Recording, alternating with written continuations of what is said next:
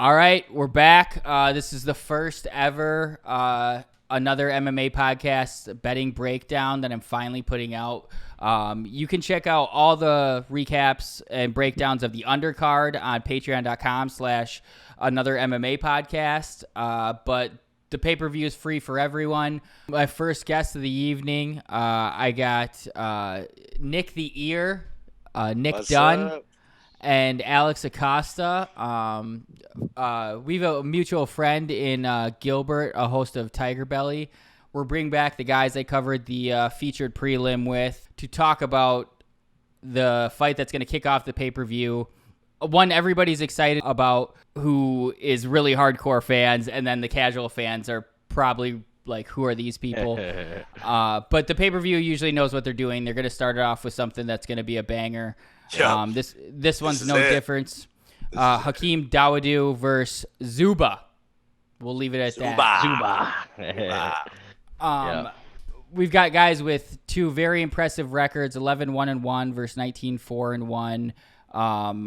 I think we're going to have a fight taking place on the feet. I'm leaning one way. What do you guys think? Well, you know what? From a betting standpoint, I wouldn't touch this fight. You know, like, that's for me. Like, I really think, like, they have very specific paths to victory, you know? Mm-hmm. And it just, I feel like it just cancels each other out. You know, Hakeem is legit. But they both fought pretty decent guys, you know? But like, you see Zuba, right? He trains with Khabib. He comes from AKA. He never really kind of leans on his wrestling that much. And from what I understand is he's a pretty good wrestler. He's pretty good, but he likes to brawl. He likes to crack. He likes to stay in the pocket a little bit. And for Hakeem, he's very slick. He's very active. His fights are very exciting just overall. There's a lot that happens in his fight. But as far as like a pick, I'm leaning towards Zuba a little bit, but I keep going back and forth on it. Like, I feel like these guys can both find their ways to win, and they're both really tough guys. They're very talented. They've fought some good guys as well. So if I had to bet, I'm probably leaning towards Zuba a little bit, but I feel like the odds are so close for a reason for these guys. Yeah, I think if just going based off of my pick on who I think is going to win in this fight, I go back based off of like who they beat and who those people fought, right? So like Zubara's last fight, he beat Kevin Aguilar, but who himself hasn't been doing so good, right? Hakeem has beaten some good people. His last one was against Julio Arce. I believe that's how you pronounce his name. Yeah. Mm-hmm. And Julio beat Dan Ige, who is a monster. Yep. And he's beaten some good people. Kyle Bochniak, who, as we saw in the Zabit fight, I mean, he's not no chump. I mean, he doesn't have the best career in the UFC right now, but he's very, very tough. I feel like every time I've watched Zubaria fight, it was always kind of like, I was like a little like, I don't know. It's just because I have such high expectations because he comes from Khabib's camp, and Khabib is such a monster. So like, everybody that comes from his camp, I'm like, oh, they're about to just beat the crap out of this person. Yeah. I just for this fight, Hakeem I think his nickname is right. Is Mean, right? I mean, yeah. Mm-hmm. He's mean. He's good. And then just based off of that last one, which was a close fight, but he beat Julio Arce, who's also very good. I think Hakeem is gonna win. I know it's pretty much even. I think on the betting, I'm pretty sure it's just even. But I think this is gonna be Hakeem's fight. I really do. There's been some money coming in on. It was a little closer to even money, and he's now like a little bit of a favorite at minus 135. But still, anytime you're between that under that minus 150 range, you know it's going to be really close. Yeah. It's funny though, like, we have the same philosophy. I love looking at the opponent's strength of record when I'm looking at who these guys have beat, and even though we have the same philosophy, we're seeing something a little different. Like, though Kevin Aguilar's been on a skid, his last 3 losses are against all very tough guys. We know we know Zuba's a beast. We know Dan Ige. We just discussed him. He's a beast. Yep. And Charles Rosa has been shocking everybody. Every time he goes out there, he seems like he's even finishing people in the first round. Yep. So like, even though I have faded him, I think Kevin Aguilar is better than 3 losses in a row prove. I'll give Hakeem the Julio Arce win. He's impressed me a lot, Arce, in his fight, so that's a very good win. The Bochniak win, I think his biggest skill is his toughness, and that's like the win doesn't impress me that much. Yeah, that's what he's known from a for, skill standpoint. Yeah. Just being there the whole fight. Like he's always there. He's always in your face. He's always dangerous. Mm-hmm. But then on the other side, we've Zuba has beat Laron Murphy, who we just see, who remained undefeated after beating Ricardo Ramos. He beat someone else really tough. I just lost my page. Nover, Felipe. He lost a split decision to Moreno, who looked like a future champion. Yeah. The more I talk it out, it's so funny. I was so convinced when I was looking at paper, but now when I'm looking at Hakeem's record, he has beat some tough guys. He looked like he had some tough competition even in WSOF when he was there. It's a coin flip. I have Zuba and Kamer parlayed. That's nice. Yeah. Putting it together and getting plus money with those two together makes me feel better. But in a vacuum, both fights definitely make me nervous. Yeah. I think it was one of those things where I was, again, digging for action. Generally, I don't even parlay, but I was like, oh, these get so sometimes you're just in the mood. You start drinking your old Kool-Aid. And you're like, oh, no, I can see it. It's like a beautiful mind type thing. I just I'm connecting dots that aren't there. Yeah. Yeah, definitely. But that's the thing about the odds, right? It seems like there's very few fights on this card that are pretty even. Everything seems like I saw some odds that are just like all over the place. So especially from a parlay standpoint, it's like it's kind of hard to make some good parlays with this card, don't you think? Yeah, definitely. Go ahead. You said the odds just changed. Hakeem's a little bit of a favorite, right? No. Was that? Zuba's always been the slight favorite. He's moved a little bit to a little bit of a heavier favorite, but Oh, okay. Slight. So I think that's what I was gonna ask. I wonder if that's because he missed weight by like 5 pounds. Yeah, so I was. Yeah. And the missing weight thing is always a very interesting wrench because we all know you could consider it going two ways. Oh, he didn't try to cut, so he's gonna be fresh, which I kind of lean when it's 5 pounds. That seems like he didn't really make that much of an effort. He'd rather just give be fresh. But sometimes it's like, oh, they missed weight. Did they struggle? Did they completely drain themselves trying? Exactly.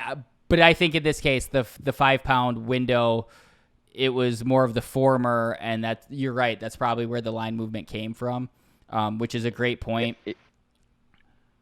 Because Hakeem, usually I think the record. Sorry. No, go ahead. I was gonna say because I think the record for fighters that lose weight and win is higher than. I'm sorry, the fighters that miss weight have a higher win record than they do losing record. So I think maybe that's probably why I went up. But also I agree with you. Like I could see like 2-3 pounds, right? And then when women fight and they miss by these big things and like they come out and say, oh, they're on their period or something like that, that's understandable. When a guy misses just 5 pounds like straight up, like I am in what you said, I think it was more of just like, you know what, this weight cut's going a little hard, let's just forfeit some of this money and not stress ourselves that much, and so we can be fresh on fight day. And a lot of times too, like sometimes the commission or the doctors might come in and be like, all right, you're unfit to make the rest of this weight cut. So it really depends on the situation. But I don't know, man. It's whenever you miss weight, a lot of the eyebrows are raised, and there's a lot of speculation that goes into it, no matter what. Yeah, I think there's a little bit more leeway. Again, 5 pounds is just like a different story. But during the pandemic, there's a little bit more leeway because there's so many of these short. I've heard Dana in interviews, and he doesn't really lack the sympathy. He's basically been like, if you take the fight, make the weight. But man, some of these guys are trying to do it on 2 weeks' notice, and it does seem like quite the task. But also a lot of fighters were talking about how they had issues making weight at Fight Island, because a lot of people miss weight here and there in these past couple cards, more than usual, like usually it's like every other fight card you might get one or two, right? But it was like every fight card back to back. Obviously they're doing more fights as well too, but it seemed like every fight there was at least one person that missed weight, maybe even two. Yeah. So I'm sure they're still figuring out the kinks with everything on Fight Island as well. Yeah, got that one card a couple weeks ago. Oh my God. We ended up having 7 fights or something. It was People kept the people, like, I think it was passing out. Yeah, dude, like all it's that crazy. I was like, dang, bro, that was like I think it was the Alistair Overeem fight card, wasn't it? And I remember the Chris Weidman fight card when he fought Akhmedov, like. There was a couple people that missed weight there too. And I think there's something to it with, like, they're using a lot more personal saunas. And I feel like if you don't use personal saunas and then you're so used to using regular saunas, it's gonna change some things for sure. Yeah. Interesting. Well, dope, guys. I think we gave a lot of good insight. I'm glad you came on. I'm down to come on yours. And we'd love to have you, dude. We need you on there, man. That'd be great. I'm always ready to give some questionable advice. Give us some good betting lines, man. So just let me know when you want to do that. We'll have you on soon. And enjoy the fights tomorrow, guys. You yes, too, sir. Dude. Thanks for having us, bro. Thanks for having us, man. Tons of fun. Yeah. Take it easy. See ya. All right, I'm back with Warrior Bet MMA. That's Albert. He's been he's a handicapper I've been following for a while on MMA Twitter, and he's got 3 years of very, very good positive record tracking his bets, as everyone should, on betmma.tips. How you doing, Albert? I'm doing good. We're on to our main card now. We're talking Ketlin Vieira versus Sarge Eubanks. I mentioned it a little bit when we talked earlier. To me, it's really hard to compare apples to apples here. Sijara Eubanks, to me, has already, like, I've never really bet her, but I've, like, if I check my leans against how she did, I'm usually wrong on her. I feel like I think a lot of people lost parlays on that Betch Kohea fight. Right. Do you have any? I guess you're trying to bet on every fight for your second tracked betting account. Who'd you end up going with in this one? Right. So actually, before Ketlin Vieira got viciously knocked out by Irina Aldana, I mean, everybody was talking this girl up. Everyone was talking about how she's going to be the next contender at 135 pounds. Her last 2 opponents, I think she closed at minus 260 versus Irene Aldana. Before that, I forgot who she fought, but she closed around the same price. And Zingano. Exactly. And those are veterans, man. Irene Aldana, I mean, she's got some of the more crisp striking. I mean, I got to chalk that up to a low percentage type finish. I know these 135ers, these 145ers hit pretty hard, but come on, you got to look at that and say that's a low percentage type finish. And everyone was high on Ketlin Vieira before she got knocked out. And all of a sudden, everyone's just staying away. And then when you look at the other side of the coin, Sijara Eubanks, I feel like after that Betch Correa fight, or even before that, it's just like everyone was looking to fade Sarge. And she beats Raging Panda all of a sudden, and she's getting a ton more respect at the betting window. I mean, I get it, but going into that Raging Panda fight, there was no way I was going to bet Avila as a favorite in that fight. I actually passed on a bet on Eubanks there, but this is a completely different stylistic matchup, and I think Ketlin Vieira is you're going to pay minus 185, but that was my best bet on my second bet MMA tip profile here. I'm fine with playing the minus 185 because I think the first round could maybe be a little bit close. Everyone talks about going into the Irene Aldana fight, no one really liked her striking defense. That's probably one of the worst parts of her game, the fact that she's so hittable. But I think as the fight goes on, I think we're going to see Ketlin Vieira run away with this fight. Just like in the Shane Young fight we were talking about earlier, I think pressure and the fact that Ketlin Vieira stays in the center of that octagon and she applies consistent pressure. In that Eubanks fight, you referred to the Besh Correa fight, right? In that second round, Besh Correa stuffed the takedown and took the center and started applying that pressure. And it looked like Eubanks wanted to quit, and she did quit. And I think that's exactly what's going to happen here in the 7.5-minute mark of this fight. We're going to see Eubanks look to quit. Caitlin Vieira is a forward pressure kind of fighter, and I think that's going to pay dividends here. I actually played Caitlin Vieira inside the distance as well on my second profile. I put 0.25 units, not very much, but I think you can get that at plus 450 or so. I think that pressure is going to pay dividends, and she can probably get out of here in round 2 or 3. So very interesting. Yeah, because I was stumped. They're both going to want to pretty much keep it on the feet. You would say no, right. Like maybe desperation takedowns by Sarge late, but yeah, I think actually we might see a takedown early from Sarge Eubanks. I think striking wise, she always looks good in that first round. She looks a little dangerous in that first round, and when you look at, like I said, the striking defense of Caitlin Vieira, and you have a little bit of a question mark there because she does get hit a lot, like I said.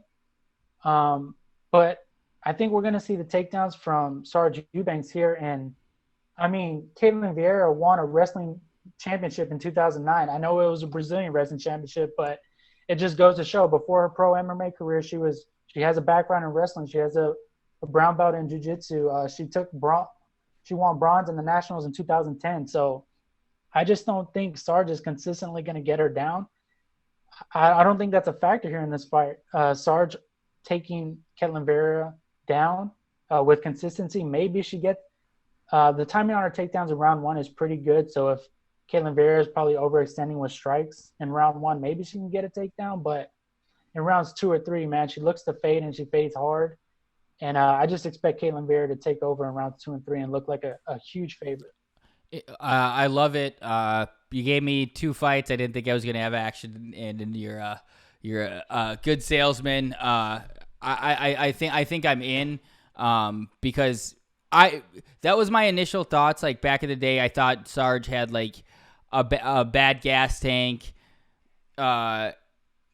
She wasn't that big of a competitor, but then she always will throw a fight in when I'm starting to lead one way that goes the opposite of what I just saw. And then there's some like what seemed like legitimate excuses. She said like one time when she missed weight and stuff, she had some women's issues, and that seemed we had seen that happen before a couple times.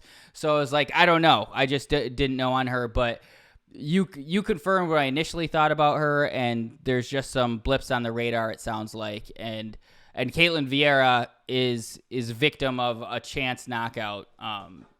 Exactly. And that's why you're getting look value. At the odds on that round 1 prop on Aldana when that KO occurred.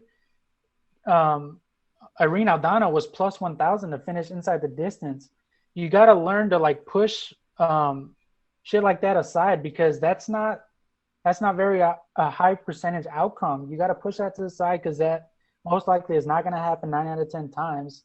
I mean, you just got to learn to throw that out. I think if Caitlin Vieira didn't lose there, she'd be minus 350 in this spot versus Sarge Eubanks. When you look at it, I think that's true. She'd probably be minus 350 here if she didn't lose to Aldana. And like I said, low percentage outcome in that fight. So word. Well, like I said, I'm sold. Good luck this week, man. Like I said, you're one of my favorite follows. You can follow him at Warrior Bet MMA.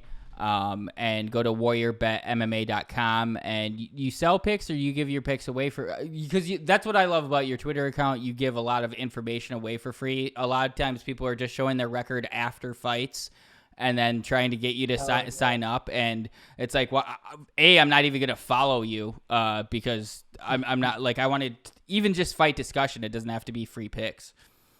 And you do a good job of that. Yeah. I mean, I sell picks. I have 3 official plays to paid subscribers for this event. But like I said, I'm going to go ahead and dive into that experiment I'm doing on my second profile. I'm going to go ahead and give a bet for every single fight besides the Jake Matthews, Diego Sanchez fight, like I said. But yeah, I got 3 paid picks you can purchase at warriorbetmma.com. But I think it's time to start pumping out that free content again. And sort of build that traction, sort of gain some ground, and warriorbetmma.com. And at warriorbetmma on Twitter, you can follow me there. I'm going to have free picks for you guys, and of course the paid picks also. Dope, man. Well, I've got a lot of spots to fill with cards being every week, so you're welcome back anytime. I appreciate you coming on, and good luck tomorrow. Appreciate you having me on, Nick. Thanks a lot. Good luck tomorrow. Take it easy. Next up to cover Diego Sanchez versus Jake Matthews, we've got the future Ian Pomfret. Did I spell the last name right? Or say it right? Yeah, you nailed it. I nailed it. It's actually hard to find. I feel like you should put that more of your profiles, to be honest, if you're trying to get that name out there. I had to dig a little bit. Sure. Yeah, I will, for sure. You can follow him at the Ian MMA. We just kind of discovered each other. He's a listener of Theo and stuff, and obviously a big MMA guy. He's a pro. He's a 6-1 pro fighter, so big MMA guy. Doesn't really do it justice. Fighting out of Indiana, and seemed like a pretty cool cat. Seemed like he knew his shit, so I wanted to have him on to talk about the fight. How's it going, man? So 6-1. The pandemic kind of put a kaput on a lot of these local shows, but what do you got cooking for your career at the moment? Right now I'm kind of on hold, man. I think it's not going to be until early next year until I can make something happen. With the promotion I fight for and hold a belt for right now, they're trying to link me up with a super fight, moving up a weight class and rematching a dude I beat a few years back who has the belt now. So that's really what's in my radar. I'm really geared up for that. We were going to do it in October. It's getting pushed to about February now with all this COVID shit, like you said. So once that gets up and done with, I'm back and I'm ready to go. All right, we got Ian back again to talk about our co-main event, Brandon Royval versus Kai Kara France, flyweight matchup. It's going to be a dogfight, I think. I'm really excited for it. And you picked this one. Actually, I told you the main and co-main were wiped off the board, but other than that, you could pick anyone. You picked this one. I love it as well, but what made you pick it? Kai Kara is he's with City Kickboxing, and they usually pair him up with either Volkanovski or Izzy. So that's how I knew of him. I forget which fight I first saw of him, but I think it was on one of the I think it might have been the Volkanovski Aldo card he might have fought on. I'm not completely sure on that, but that's when I first saw him, and I just thought he's just very technical, just like all the City Kickboxing guys are. His output was great. And basically just everyone kind of calls him a decision master, but he's just fought some tough ass guys. Like it's not like he's trying to just take people to finish. When you watch him fight, I mean, he's throwing to hurt people. He's throwing with bad intentions. He's not point fighting by any means. So I'm a fan of him. And I think I saw some crazy stat where he lands something like 11 point something significant strikes per minute. And I just thought that was insane too. I haven't heard that stat, but that makes a lot of sense. Yeah, he's super high output, but he will come at you with this like super fast overhand right that is looking to put the lights out. Like you said, the guys he's just been fighting really, really tough guys. I mean, he just beat Tyson Nam, who's just been on a run, knocking guys out. A really tough fight versus Brandon Moreno, who just like Brandon Moreno is an absolute dog. And now that I'm looking at the record, it might have been on the Anderson Silva, Israel Adesanya card. Yeah. Versus Paiva. I just watched that fight. Actually, I think that's the one. Yeah, it was on behind me earlier. But that super tough win. Not as many people are familiar with Paiva, but I agree. Like, I think he's really good. He's coming in at, was it like minus 170? No, wait, minus 235 for Kai. Yeah, so it's still going to be a stay away for me just because I've weirdly been following Brandon Royval's career for a long time. I saw maybe his 6th fight in person at Combate Americas in. Oh, that's awesome. Yeah, it was some event in LA, and I'm not bullshitting you when I say this. It was easily the best fight I've ever seen in person, and I've been to a decent amount of local shows, and one of the best fights I've ever seen. It was versus Ricky Palacios, who like I've also been following his career for a long time, and actually because of it, I hit Cooper Gibson fought him in Combate like years later as like a 535 dog, and I won because like I knew Ricky Palacios was like. He's really lazy. He's missed weight like a million times. This guy fights at 155 now, and he was fighting this Brandon Royval and just got in an absolute dogfight with him, who's a flyweight. Right. Yeah.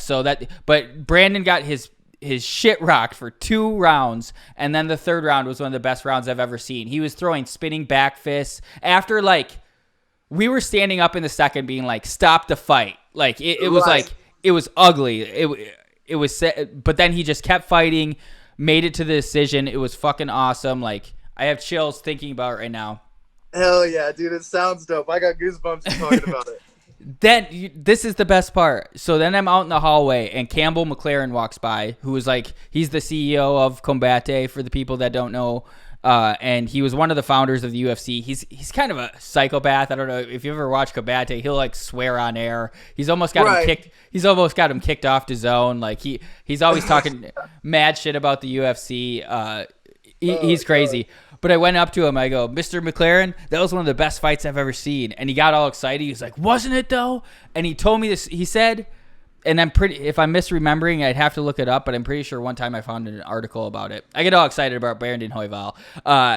He told me that Brandon's family came out to visit him that week, and they were staying in L.A., and his uncle drowned that week. And that then he put on that performance. I have to look that up. I want to double check that, but I'm almost positive that's how the story was. And it was crazy. And so I've been watching him since, and his jiu-jitsu just keeps getting better and better and better up until he just submitted Tim Elliott last round. But right.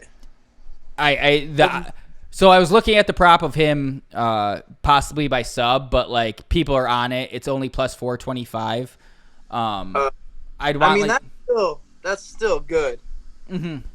Yeah, you'll make some money, and Kai Kara has been he's been submitted before, but both these guys kind of early. Yeah. Both these guys kind of check all the boxes for me of guys I like to bet on.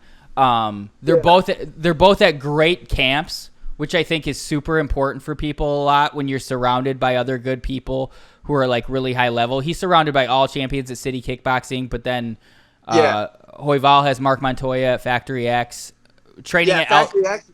Yeah. Go ahead. Yeah, go ahead. Talk about Factory X. Dude, great team. It speaks for itself. I mean, and their record. I think just this year alone, have they taken a loss this year? I don't think so. I'd have to look, but just every time you see him and you're like Mark Montoya, you're like, oh, someone's in trouble. Another positive that Jim has that I'm always like, this is something to look for is training at altitude. And I've already seen this guy, like he's went 3 rounds and he was going balls to the walls. The Tim Elliott fight, Tim Elliott. Freaking incredible, dude. Freaking incredible. I remember watching that fight standing up every round because it was just back. Dude, I mean, because Tim Elliott has that style that almost played right into his game. You know what I mean? Just kind of chin up, hands down, walking right in, engaging in. They kind of got in the back and forth brawl. And then in that third round, man, or no, it was the second round, right? Was it the second round when he got him and subbed him? Man, I thought it was. I thought it was possibly the third because, like, either way, it was like Tim Elliott. It was the third minute of the second round. Okay. But yeah, because Tim Elliott came out wrestling so much and like just working way too hard, and I don't think he was prepared for like what Royval had in the grappling department. Some of the transitions were awesome. Right, it was insane. Yeah, and that's what I wasn't prepared for either. Because I mean, you know, Elliott from 5-6 years ago from the Ultimate Fighter, and then Demetrius Johnson and all that, and the fight he gave him. So watching that fight, and I didn't know who Brandon Royval was at the time. How'd you end up hearing about him? Like again, just watching him live. Yeah, I just happened to go to that fight, saw him live. So then once you like see those names come up on cards all the time, then you're always always keeping an eye on him. And he just kept all he does is finish people. He's finished like 10 out of his 11 wins or something. Yeah, and LFA is a great promotion to make your name with. That's we've worked on getting me on there a couple times. It just didn't work out money wise. And then we had a fight for one of my other partners, Christian King Jones, one of my teammates. We had him a fight lined up there, but then some unfortunate circumstances didn't work out when he wasn't able to accept it either. But LFA is definitely a great promotion to get your foot in the door and get your way in the UFC. And I mean, I think Royval's got 1, 2, 3, 4, 5, 6, 7, 8, 9 fights with LFA. I mean, that's UFC junior right there. So I mean, he's already been seasoned. That is even though like I agree with you, LFA good promotion. Sometimes, especially in their regional fights, like I don't recognize a lot of the names still that he's beat. He's lost to he actually beat Jerome Rivera, but it was kind of a fluke. It was an injury in the 42nd round. We've seen Jerome Rivera recently a couple times. I actually don't think he's like that tough. I thought he lost his Contender Series fight. He just lost to Tyson Nam. But Royval, whose nickname, by the way, I'm remiss, is Raw Dog. Great nickname. Yeah, amazing nickname. Amazing nickname. But he's got a really tough decision loss to Casey Kenny, who's like probably his most quality opponent. I think Casey Kenny is really, really good. So that one, and then the Tim Elliott win, obviously. But Tim Elliott, like you said, kind of plays into his hand. Tim Elliott's prone to putting himself in like weird or dangerous positions, but like being able to pop out. That Askarov fight, I felt like he was in a guillotine every 2 seconds. And he was able to get out of it then, but we saw how dangerous Royval could be. So at the end of the day, I think this is going to be a stay away for me, but I'm sure at the last minute I'll bet on Royval by sub because I need action. Right. Dude, I love it. I love that you know him too. That makes me feel like I know him a little bit, and that helps me. And I mean, he's got 100% sub ratio. I did look at the stats, and Kai France has a 13.69 significant strikes per minute. Damn, that's even more than you said. Dude, that has to be. That's the highest in the UFC. There's no doubt in my mind. No doubt in my mind. And you got the classic ortho versus southpaw open stance. I mean, it looks great on paper, dude. This one, like you said, it's definitely a stay away. But yeah, that's the thing that I got to remind myself. Like both these guys are good. I think it's actually impossible to say what's going to happen on this fight. This is just one you have to watch and enjoy, and it's going to be a good one. And and Royval has a freaking 100% takedown success ratio. Holy shit. Yeah, and then fucking Kai France has a 91% takedown defense. Yeah, and he wrestled for the New Zealand national team. Like, yeah, it's crazy. I can't wait to watch. It's like great matchmaking because not a lot of people are, like we said, are as familiar with these two. I guess the New Zealand fans who are going to be watching because of Israel they're trying to make him familiar with Kai Kara France, and if he wins this one, they'll probably have a star on their hands. And same way for Royval, if he wins, he's like, I don't know, he's got some quality wins, and all of a sudden he's like a top 10 guy, and he can steal all of Kai France's momentum exactly with this win for sure, especially if he subs him in some awesome way, dude. Yeah. So it sounds like previously we went with Diego by sub. I guess are we doing the same thing with Raw Dog? I'm gonna not track it, but yeah, I'll probably bet on that one. Yeah. I'm tracking that Diego one because like what's one you it, and then all of a sudden I get 25 and he hits it. And honestly, I'm trying to build a following on MMA. Like people don't like remember when you lose a plus 2,500 prop, but if you hit it, everybody's like, "Holy shit!" Right? Yeah. Funny story with that, right? So back when Max Holloway fought Brian Ortega, I woke up that morning and I looked at my girlfriend and I said, Max is going to beat Brian in the 4th round by KO or TKO. And she's like, no, he's not, blah, blah, blah. And I was like, and I looked at the odds. It was plus 1,900 for the 4th round by TKO KO. And I was like, babe, I'm going to do this. And she's like, no, don't. And I'm like, I'm going to put 100 on this. And she's like, no, don't. And then So this was before it was all illegal where I'm at. So, Yeah. you know, I had to do a couple of magic tricks, but I ended up doing it, bro, and it worked out. Like you said, Yeah. you know what I mean? No one remembers no one remembers when you lose, but when you hit something like that, you fucking remember it forever. Yeah, and your girlfriend, she was telling you no, but she enjoyed the fruits of your spoils. Right. You know, it's always fun being a degenerate when it works out.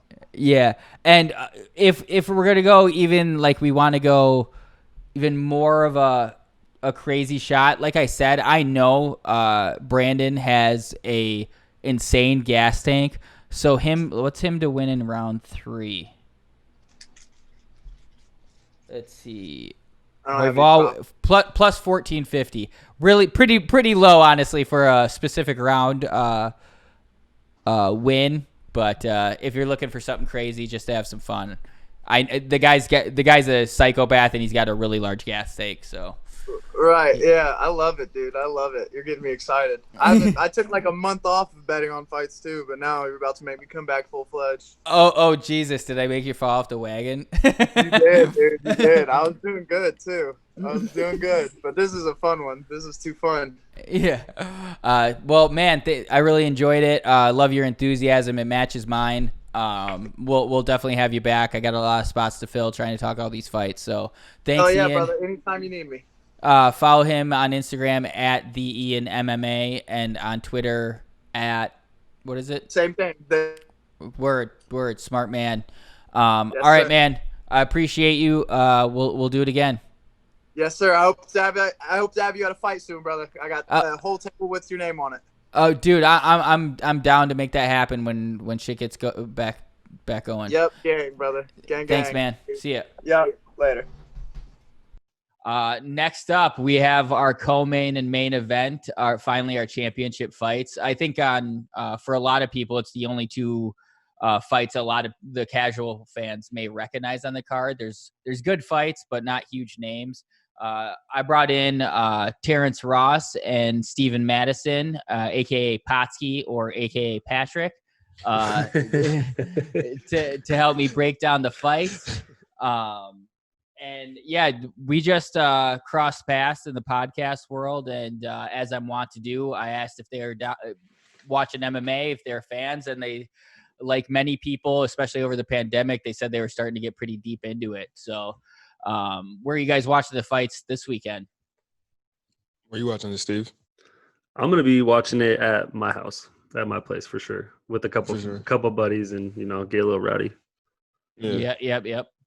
I think probably the same. I think I have probably a couple people coming over, but probably at the house. Yeah. Did you guys ever see Fight Companions that Rogan did? He would have Eddie Bravo, Brendan Schaub, and Brian Callen. Sometimes when he wasn't announcing a fight, they'd watch it live. They'd live stream it, and they just shoot the shit, and they drink and smoke during it. Damn. They do huge numbers for Rogan. But now they're kind of probably not going to happen because a bunch of shit happened. Rogan moved to Austin. Yeah. Allegations flying all over the place. But in my studio, I want to do they called it Fight Companion. I'm going to do Combat Buddies. So Nice. I like it. Live stream and have some friends over and chill real cash.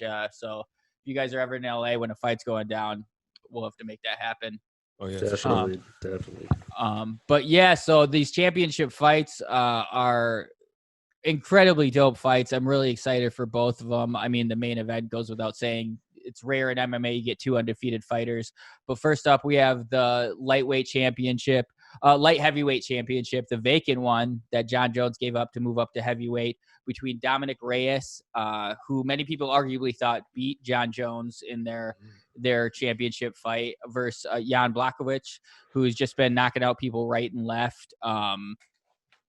Dominic Reyes coming in as the minus 285 favorite. Do you guys have any strong inclinations? Oh, do you guys gamble on MMA? I do a little bit. Terrence, don't you want to get into it? Don't you? Yeah, I was just asking about it when we left. I was like, yo, how I do it? So I might look into it. Yeah. It depends on your state by state if how easy or not it's going to be. But obviously there's ways to do it wherever you are.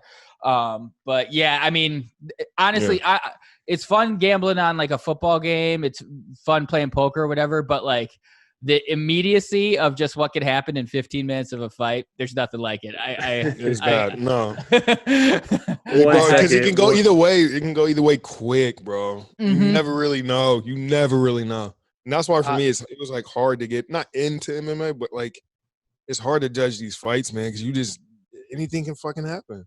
Yeah, hence why people are constantly getting pissed off at judges, because like if someone doesn't get finished, there's so many times when it's very subjective, literally, who won the fight. And it can become infuriating as a gambler, but then also sometimes you're the beneficiary, so I think it all evens out in the end. Well, speaking of that John Jones Dominic Reyes fight, people didn't know if they believed those judges or not, man. If you look back at that one was wild. I'm interested to see what you thought. I've only seen it one time, and I was downtown LA because we went to the Staples Center. My girlfriend, one of the guests on this past weekend, was a PBR bull rider. And so we got free tickets to the Staples Center to go see the bull riding. But like, I really wanted to see that fight. And we just went across the street to this sports bar immediately after it opened, and we caught the walkouts and the main event. But we were barely watching the fight because it was like in a bar setting and stuff. People were talking. I thought just barely watching John Jones won, and I didn't think it was that questionable, but most people told me opposite. What do you think? I mean, I definitely think John won just because of all the takedowns, and then, you know, even though the striking was a little bit different, but he kind of controlled it towards the end when it mattered. And I think that's just where, and I'm probably biased because I'm a huge John Jones fan. As long as Terrence is, he's a huge John Jones fan. And so, but looking back at it, I watched it again today, and it just like Dominic Reyes did impress me more than when I remembered him back then. And so this fight's going to be a good fight. Yeah, I agree with you, though, that the fifth round kind of decided it. I thought Dominic Reyes really could have went for broke, and he had the chance to put a statement on it and make sure he got that decision. But I think in his head, he was trying to avoid a knockout. He thought he had clearly won 3 rounds. And I think that was a big mistake by him. He could have been the title holder. I think even if he just put the pressure on, I don't even think you need to necessarily do any that big of a damage, but he was definitely kind of trying to avoid John, it seemed like, in the fifth. But he does come in as the minus 285 favorite. Do you have any money on this one, Steven? Not yet. I'm still thinking about it. I watched a lot of the Jan guy, and how you say his last name? Yeah, Polish Power. I think it's like something like that. I think you nailed it. I definitely have said it 1,000 different ways when talking to people. Who knows? Yeah, Polish hammer is an easier way to say it. He's scary. He's scary. I mean, he's that strong, look on bro. his face, and he doesn't change his demeanor. He's just locked in, just boom, boom, and he just. Yeah, but he's easier to hit. He's not. His defense isn't as good as Reyes. He moves a little better, but they both have knockout power. Like Reyes, he could get you with that one shot that just folds you. But that's kind of what, you know, the other Polish or Jan is. That's pretty much what he's trying to do, is just not get that big hit, but you got to be more aware of it than with John or they got Dominic. Yeah, I agree. Like that's kind of like. I give Jan the slight edge in the knockout power, but where Dominic seems to have a big advantage. And accuracy. Yeah, he's like a true, maybe could have played other sports type athlete, whereas John is just like a big lumbering guy. And one thing I've noticed, and it's a thing I like when I'm placing bets, it's the first thing I check literally is how old these guys are. And Jan is 37 years old. And there's a lot of Jeez. Yeah. I didn't even know that. And so that's how his game is. He's gonna take some hits, but if you get hit, you're gonna feel it. It could end the match, but I don't know. I just don't see that happening. I feel like Dominic is gonna be a little too quick. I think he's just gonna be a little better well-rounded. I feel like in all aspects. Because what is he? Is he a wrestler? He played football in college, but he has very good wrestling. I don't know if he wrestled. I don't think he. He has incredible wrestling because.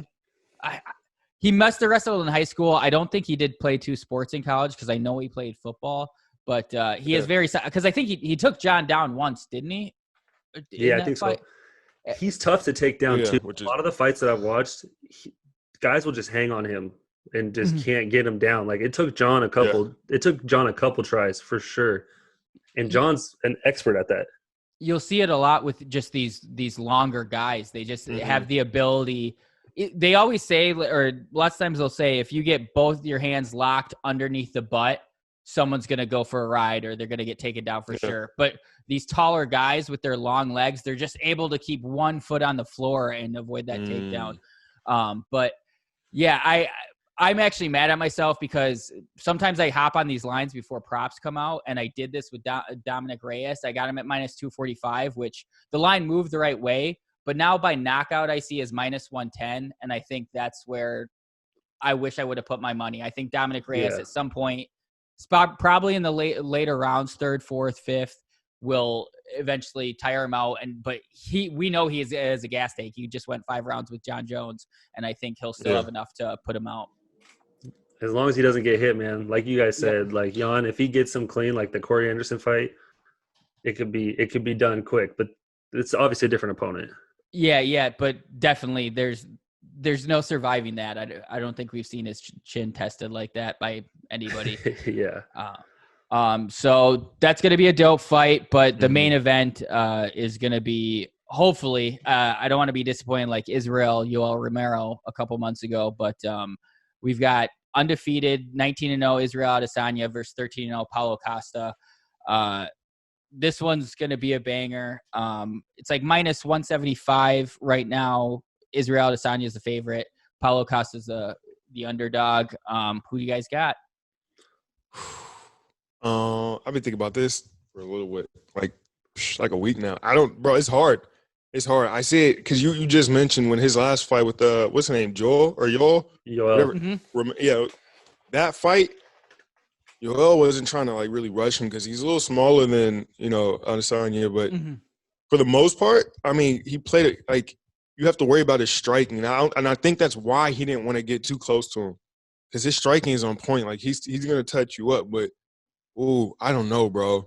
Paulo Acosta is a fucking animal. Like he is, like he's built to take damage and just keep going. Like, and he's so young in his career right now that like he's gonna fucking eat through a lot of those shots. He has a solid chin because even his fight with Yo was like they were fucking slugging, and you were thinking it was like almost over for one of them, but they were slugging, man. But I don't know, bro. That's the other thing. You gotta wonder if Paulo is gonna try to not rush, but is he gonna walk him down? Is he gonna try to keep him against the fist, or is he gonna try to like engage? Because if he doesn't, like that's kind of in Adesanya's wheelhouse. I think that would probably get ahead of him, but. I don't know. I honestly don't know because I'm low key rooting for Acosta, but I don't know. Really? I am.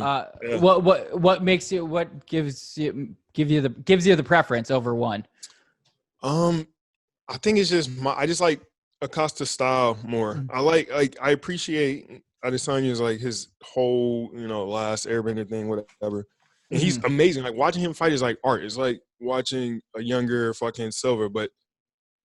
Bro, I'm sorry. I like motherfuckers that's like gonna walk you down and beat the shit. And you just look at fucking Paulo Costa. Like he has that fucking build of just like a fucking god. Yeah. Like he's about to go and just rip somebody's head off. And I kind of want to see that happen.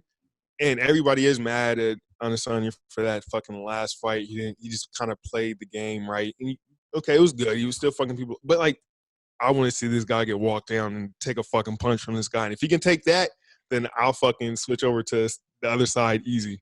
But I need to see him take a fucking, a jab or a fucking hook or something and then be like, oh shit, he's rocked. And then if he can come back from that, then to me, he'll be one of those true champions that nobody can fuck with him. He wasn't exactly facing the guy with the same power, but I will say he went through an absolute war with Kelvin Gastelum. That fight was amazing.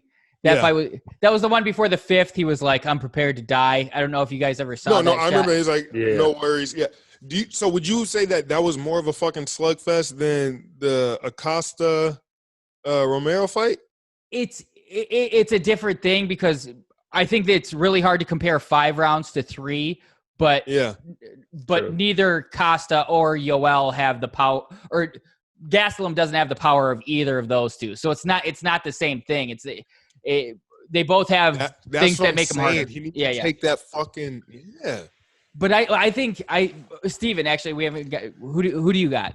Because I have very strong thoughts. I already have a lot of money down. I mean, me and Terrence were literally obsessed with it. It's funny that you talked to us when we were out there in LA, because literally that whole week he was playing UFC. We were watching all the UFC fights. We were watching like all the Israel fights and all the Paulo Costa fights. And like even today when I watched more of Paulo Costa, because I've seen him, but I wasn't really super familiar with him. And he really is going to – I think he's going to try to walk him down and try to swing hard. That looks like what he does with every single fight.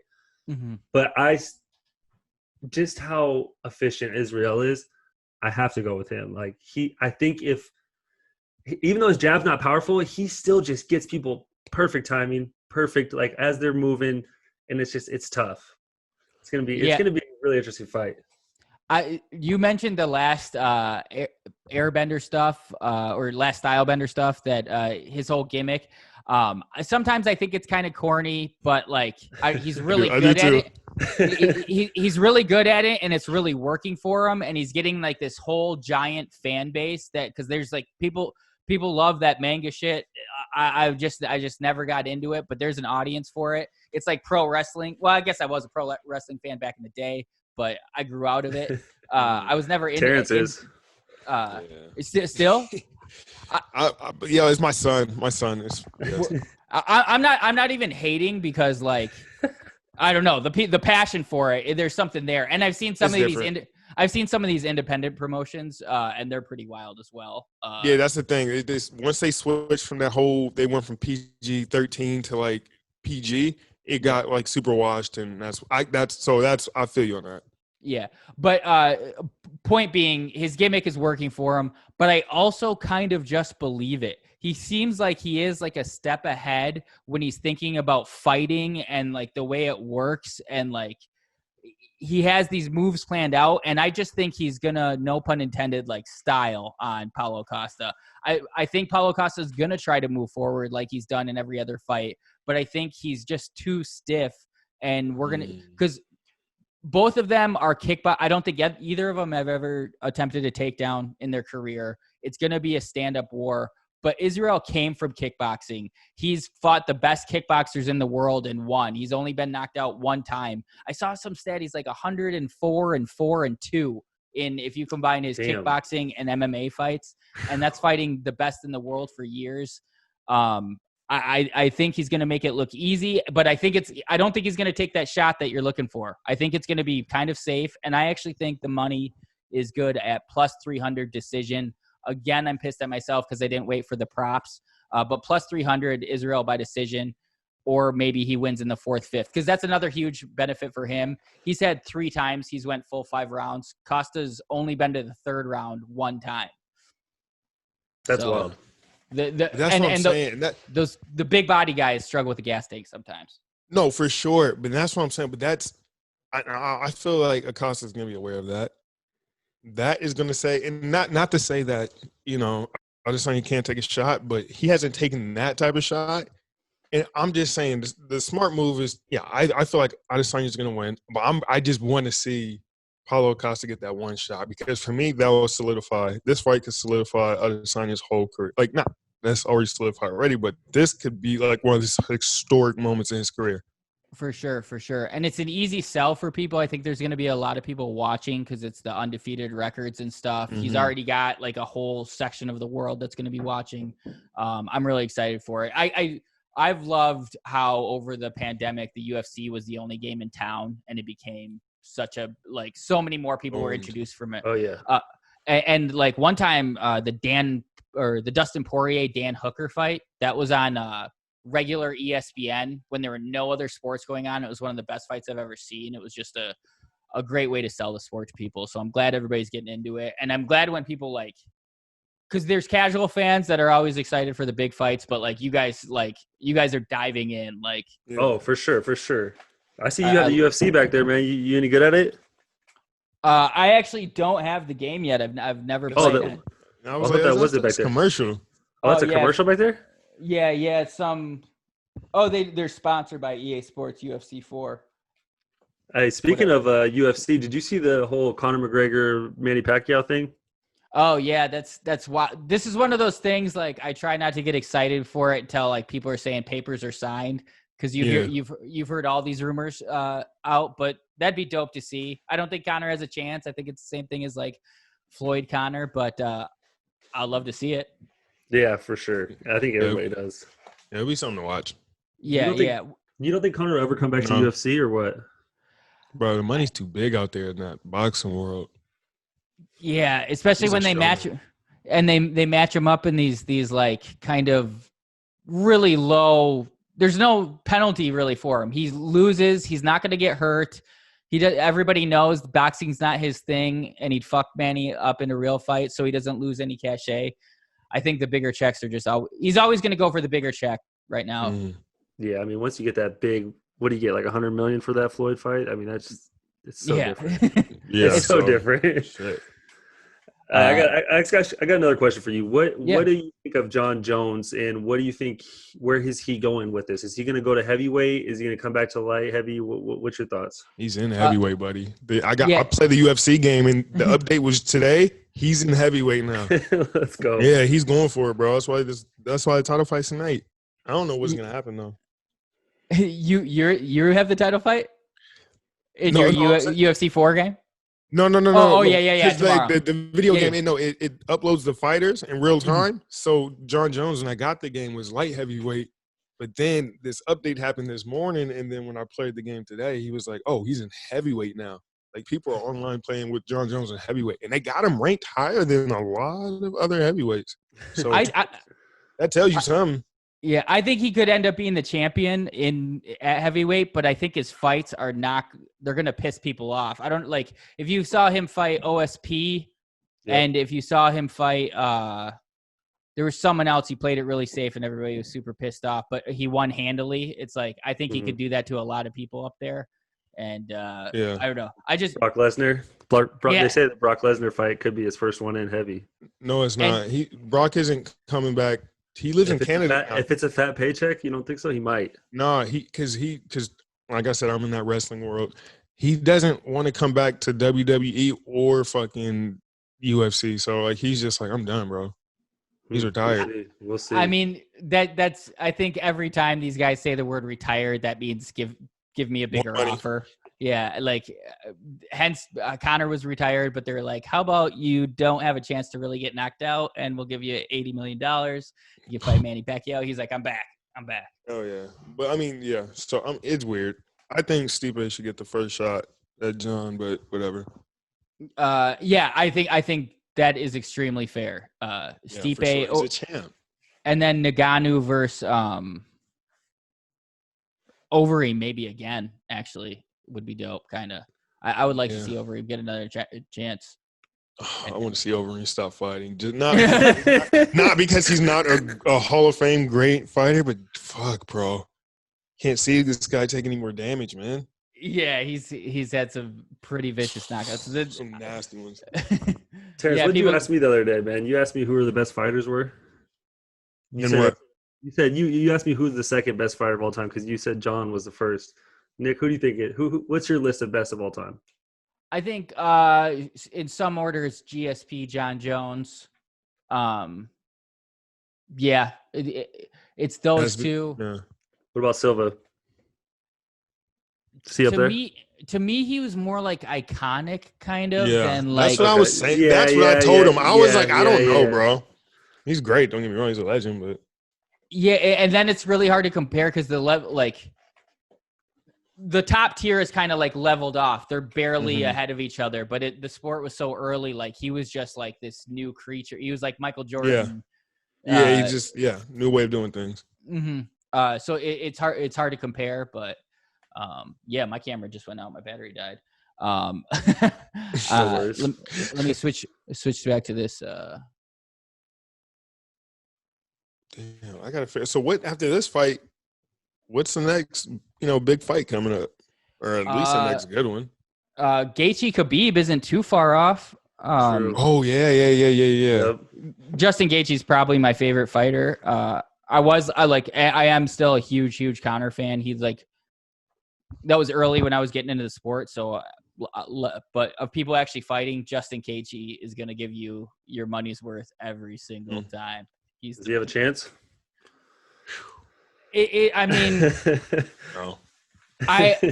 My heart says yes. He just has he has like the mentality. He's gonna go out in a shield, and he's always had good wrestling that he doesn't use, but he's kind of always been a little small for the weight class. I don't know. It might be the same old story.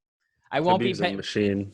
I won't be putting any money on it, and I'll be rooting hard for Justin. So, can you tell me about this new guy coming out that's knocking people out left and right in like 60 days? He's knocked 3 guys out. Oh yeah, I don't know how to say his name. Khamzat Chimaev. Khamzat Chimaev. Khamzat Chimaev. Khamzat Chimaev. Yeah, we'll get it eventually.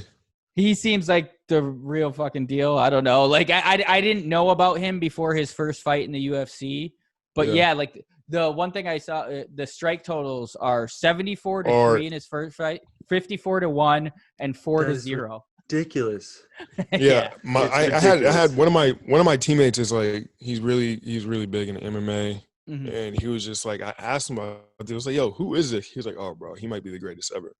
He was like, this dude's a fucking freak. And then I saw one of his fights, and he just and you saw him like he like threw it like a hook, and then went for the takedown, picked the guy up, put him in his corner, and then just like fucking turned him over and just like got him on his back, and just it was bad. Like I was like, oh god damn, he's bouncing his head off. Like the guy didn't have a chance to do anything other than just play defense. And it got bad. So that was unreal. And his confidence is like off the chain. Like he's demanding not demanding. He's asking to fight Damian Maia. No one asks to fight Damian Maia. You get like, it's usually the UFC doesn't like you and they want to stop your momentum, and they'll put you up against Damian Maia to get choked out real quick. He's like, no, I want to show like I'm going to grapple with him. And so if he grapples with him and then dominates, oh shit. Yeah, I would love. He's interesting because he's at like 180 or 185 and 170. It'd be really interesting if he gets the 170 pound title in like a year, and him and Khabib, if Khabib is still trucking, Khabib goes up to fight him. That I would like to see. Don't put that idea on my head and then I have to wait like 4.5 years for something like that. Like that's ridiculous. I don't want to speculate like that. That's crazy. I hate the speculation too. I don't know why I did that. I don't even watch like embeddeds and stuff like that because I hate pregame. I just want to try to like get to the fight. I hate that shit. But I feel you on that. Guys, this was really fun. I've got a lot of spots to fill, so any card you want to chat about, we'll bring you back. Nick, can you give Terrence advice? I think he's going to be in the UFC very soon. He's going to start doing jiu-jitsu classes. He said he's going to start doing jiu-jitsu. I am doing. I start Monday, bro. So. You did? You signed up? Yeah, I signed up. I start Monday. 20 classes. Yeah, dang, committed. Well, I don't have any fucking advice, but I think you could. We'll see how it goes. Yeah. Are you light heavy, Terrence? Is that what you? Shut the fuck up. Let this guy get out of here. Shut up, Steve. You got to get connected with Eddie Bravo and end up in his like submission tournament, like a celebrity one. He's got his Bravo. I need time. I didn't even get my gi yet. Let me take some time first. Fuck. Word, guys. So check out the T Ross podcast. Follow at tross.podcast and follow. How did you get the handle at Terrence? Did you pay for that? I don't know. I asked my my agent, like the whatever, and they took care of it. I just woke up one morning and it changed. That's dope. I know at Jimmy and I know at Terrence. Yeah. I don't know how it worked. I had like 3 other handles and I tried to get this one so long and they finally got it somehow. That's hilarious. And then at Steven Madison, you can follow Potsky. Guys, thanks a lot. This was fun. Yes, sir. We'll do it again. Yes, good luck Steven. Good luck if you do place any bets, and try to get some money in the game for Terrence. Please. All right. Peace, guys. Thanks. Thanks. Bye.